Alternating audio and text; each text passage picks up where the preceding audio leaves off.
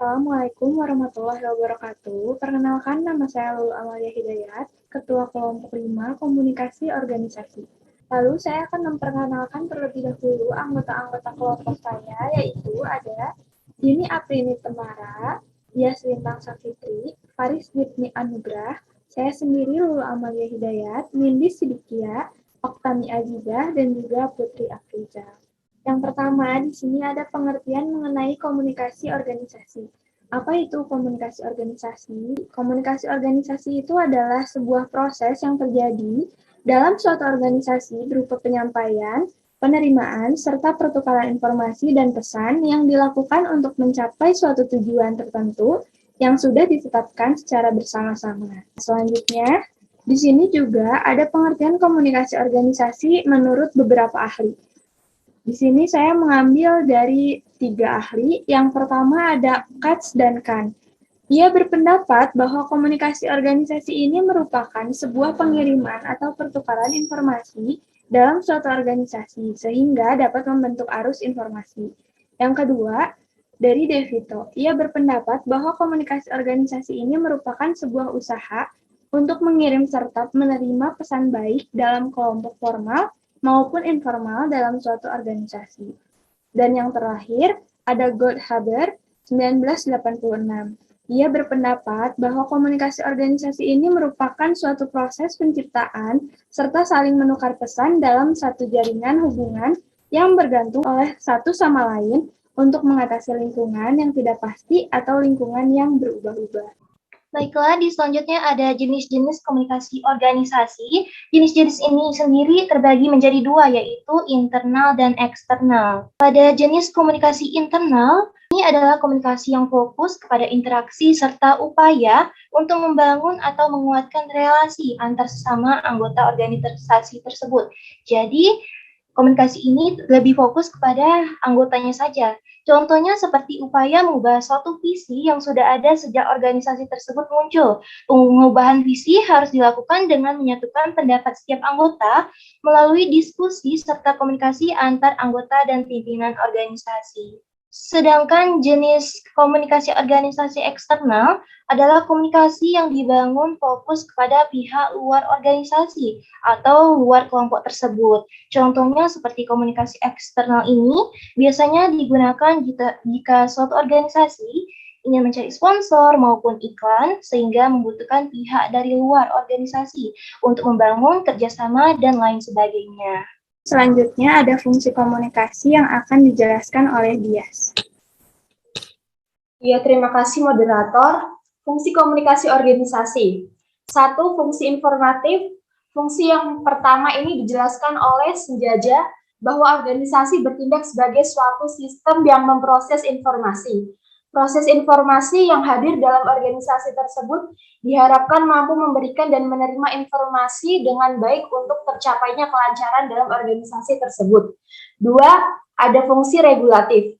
Fungsi yang kedua, komunikasi organisasi diharapkan dapat memperlancar peraturan serta pedoman yang telah ditetapkan oleh anggota dan pemimpin organisasi tersebut. 3. Ada fungsi persuasif. Fungsi ketiga merupakan fungsi untuk memberi perintah. Fungsi persuasi dianggap dapat mempermudah karena cara yang lebih halus daripada memerintah akan lebih dihargai oleh anggota tersebut terhadap tugas yang diberikan. Keempat, ada fungsi integratif. Fungsi keempat atau yang terakhir berkaitan dengan penyediaan saluran atau hal-hal yang dapat mempermudah anggota organisasi untuk melakukan dan melaksanakan tugas tertentu dengan baik. Selanjutnya, ada konsep-konsep komunikasi yang akan dijelaskan oleh Putri. Baik, terima kasih moderator. Jadi konsep-konsep komunikasi organisasi itu ada 7, saya akan memaparkan 3 dulu. Pertama ada proses. Konsep proses ini dibutuhkan agar dapat menciptakan dan menukar pesan antar anggota karena organisasi merupakan sebuah sistem yang terbuka dan dinamis. Konsep ini akan berjalan terus-menerus untuk dapat mencapai dan menciptakan tujuan baru yang dirumuskan oleh organisasi tersebut. Kedua ada pesan.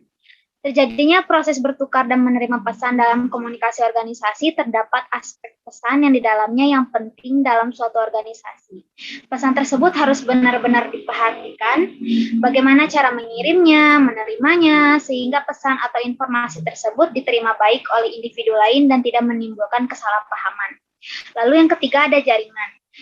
Jaringan merupakan gambaran besar suatu organisasi yang di dalamnya terdapat individu yang membentuk jaringan baik di dalam maupun di luar organisasi untuk menjalankan fungsi jabatannya masing-masing. Sekian pemaparan dari saya, kembalikan ke moderator. Ya, terima kasih Putri. Selanjutnya, masih di konsep-konsep komunikasi yang akan dijelaskan oleh Faris. Baik, terima kasih moderator. Konsep-konsep komunikasi yang keempat adalah keadaan saling bergantung.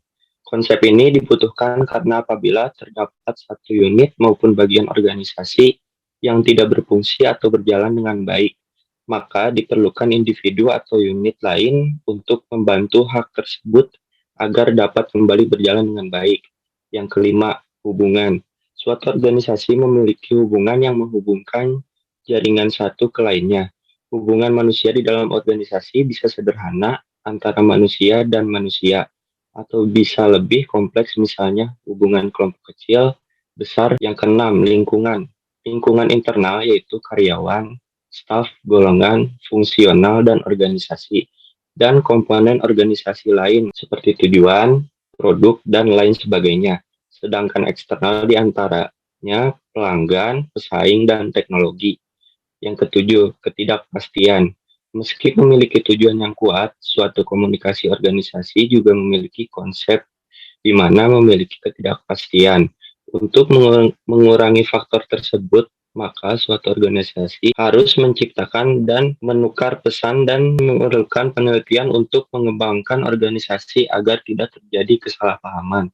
Baik, terima kasih. Selanjutnya, ada manfaat yang akan dijelaskan oleh Oktami Azizah. Oke, baik. Saya akan menjelaskan tentang manfaat komunikasi organisasi. Yang pertama yaitu mengetahui teori komunikasi di dalam suatu organisasi, sehingga seorang individu yang hidup di suatu kelompok atau organisasi dalam memahami posisinya dan posisi orang lain dalam organisasi tersebut.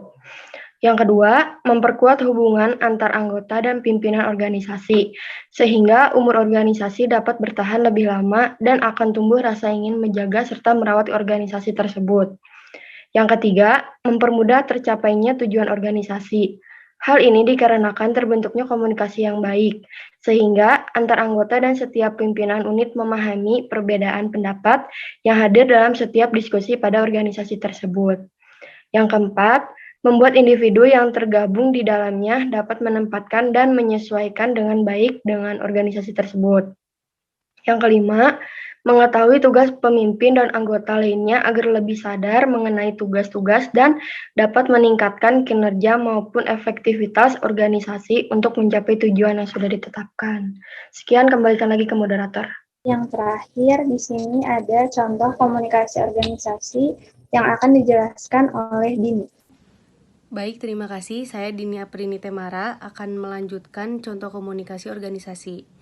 Yang pertama, pelaporan kerja oleh manajemen bawah kepada manajemen menengah dan atas. Artinya proses komunikasi ini dilakukan dari tingkatan bawah ke tingkatan lebih tinggi. Selain pelaporan kerja, contoh lain komunikasi organisasi ke atas adalah survei sikap. Karyawan adanya kotak saran, prosedur penyampaian, keluhan dan diskusi atasan dan bawahan, serta sesi tanya jawab informal. Yang kedua, komunikasi antar karyawan. Bentuk komunikasi ini penting dalam organisasi, selain membuat proses kerja menjadi lebih efektif dan efisien. Komunikasi ini juga membuat hubungan antar karyawan menjadi lebih kompak dan erat. Yang ketiga, komunikasi antara manajemen dan karyawan. Misalnya, manajemen menginformasikan perihal pembahasan kebijakan atau peraturan organisasi kepada karyawan, atau manajemen meminta karyawan untuk memperbaiki hasil kerjanya. Bentuk komunikasi ini tidak selalu dilakukan secara tatap muka, karena bisa menggunakan media komunikasi seperti telepon, pengumuman, grup chat, email, dan sebagainya.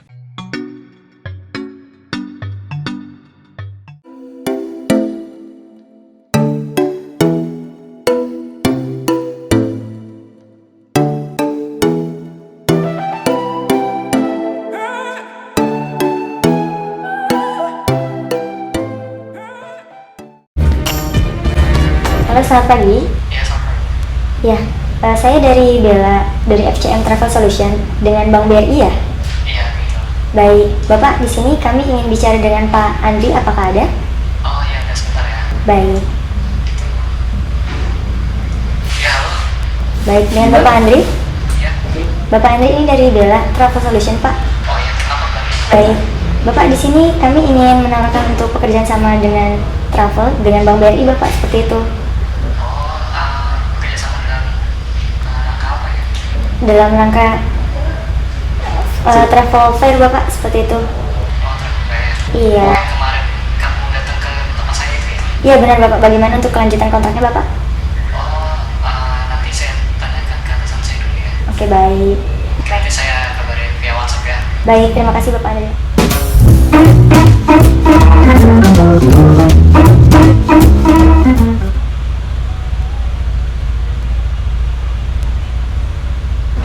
Bu, saya mau menyerahkan hasil proposal yang sudah saya kerjakan kemarin.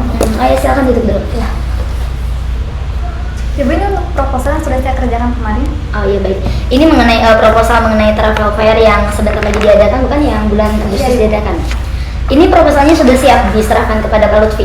Sudah sangat siap, Ibu. Itu sesuai dengan kesepakatan kita yang kemarin. Baik, sudah siap ya. Tapi kalau ini kerjasamanya dengan Bank Mandiri ya?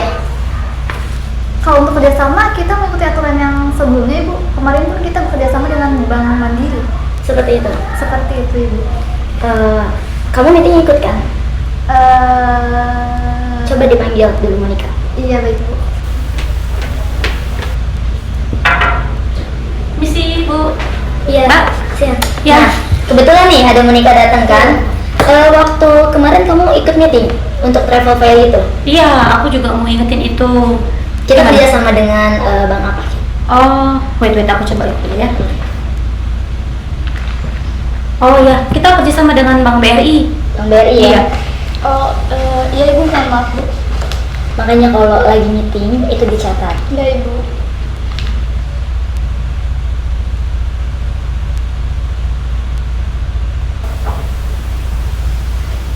Siang.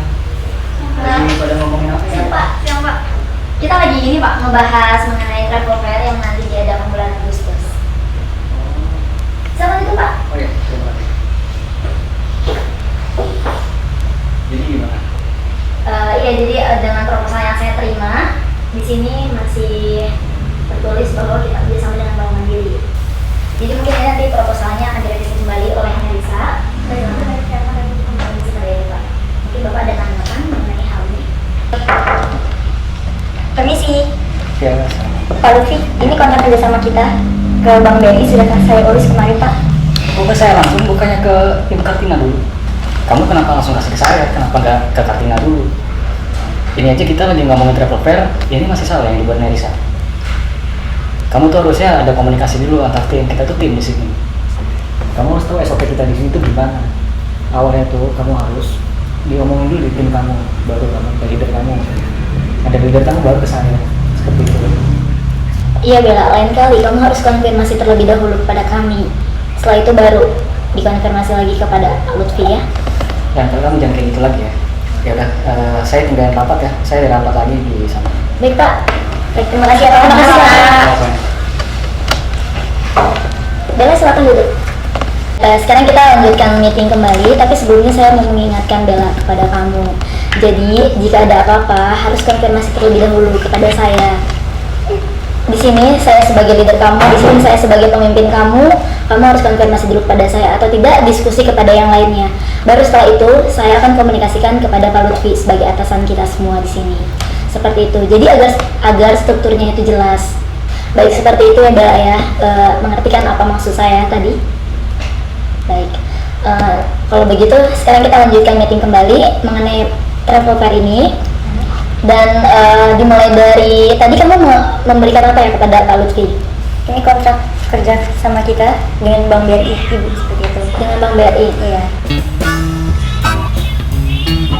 Nah mungkin nanti ini adalah strukturnya ketika mengadakan kerjasama. Nanti kita kerjasamanya ingat ya dengan Bank BRI. Baik, mungkin ada pertanyaan dari tadi yang saya jelaskan? Sudah cukup Bu. sudah cukup ya. Baik, jika sudah cukup, kita mungkin bisa akhiri saja rapat ini dan melanjutkan makan siang ya. Baik, terima kasih atas kehadirannya untuk rapat ini.